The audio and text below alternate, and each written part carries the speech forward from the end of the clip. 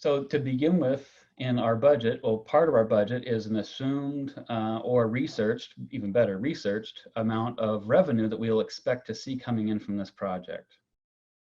And so what we have here is our gross rental income. We're assuming, we're modeling here a 100-unit project, and we're modeling that each unit is going to rent for $1,850. Now we could, of course, have a weighted number of units, like so many 1-bedrooms, so many 2-bedrooms, so many 3-bedrooms. In this case, we're treating the 100 the same. What really matters here is whatever your gross rental income is expected to be. So it can be on a per unit basis, or if you have a number in mind that you think that a project's going to generate, then that's what you should use. Again, it should be based on research, something sound. Next, we have our operating expenses. So since this apartment doesn't exist yet, it's not like we can get in and look at the books like we were buying an existing apartment complex.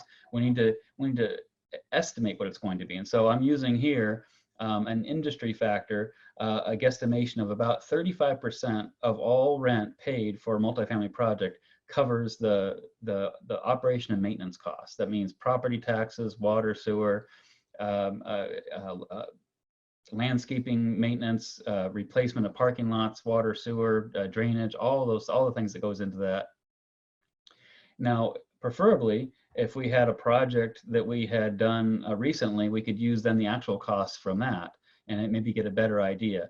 But what I'm doing is I'm using a fairly conservative number here of 35% of the rents. Assuming the rents are correct, then I'm using 35% of those as my costs. And so if I take my total revenue minus my costs, of course, I get a gross potential income here of $120,000 in this case a month.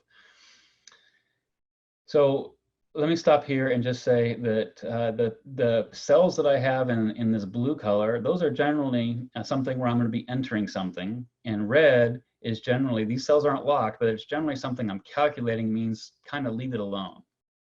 That said, you guys can do whatever you want, but it's sort of the method that I'm using. So it's the sheet will be color coded, and I'll know what I'm supposed to be inputting and changing versus what I should be leaving alone and letting the model calculate for me.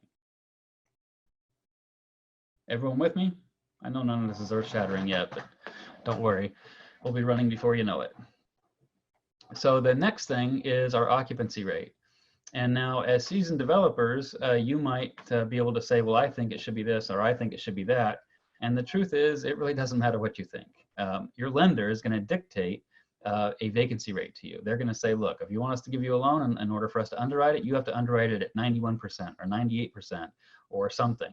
I'm using 6% because that's the rate my lender requires me to use as a vacancy rate.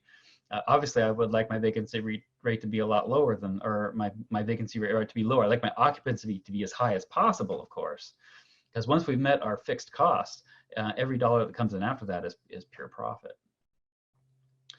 Next, because I'm considering that we're going to build this and we're going to own it, we're not going to take and sell it at the end.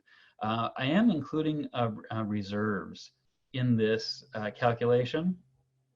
And what I've done a very probably overly complex calculation here to try to just guesstimate what I think things are going to be.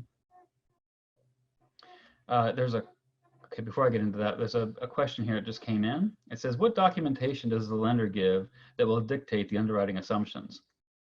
Well, if you're deep in your conversations with your lender and they really think you're going to close the loan with them, they'll give you a commitment letter. And that will spell everything out.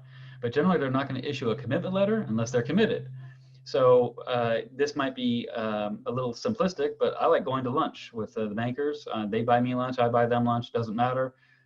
Certainly a phone call will do as well. And you say, this is who I am. This is what I'm trying to do. This is the resources I have behind me. And based on these things, what are your requirements for a project like this? And I prefer these situations, especially when you don't know the banker well, to be a face-to-face kind of thing, so you can read them and they can read you. I've been dealing with my banker now for almost 20 years, so I just pick up the phone and say, hey, Kent, this is what I want to do. Tell me what's the best you can do for me, and where you find holes in the logic. And he'll point out things that sometimes are new to me, and sometimes, yeah, okay, I was expecting that. What I mean by new to me is that, you know, the market is constantly in flux. And so something will occur where maybe his bank decides, you know, we've already lent enough on hotels. It doesn't matter how great of a hotel you bring me, I'm not going to loan any more hotels. Or maybe they're trying to get a certain kind of project that they would really like to take on another apartment complex. And so for me, that's a joke, for me, they're willing to lend at 3.5% on a perm loan, as long as I'm willing to dedicate, you know, 45% of the project in equity, which is a lot of money. That's 45% is a ton of equity.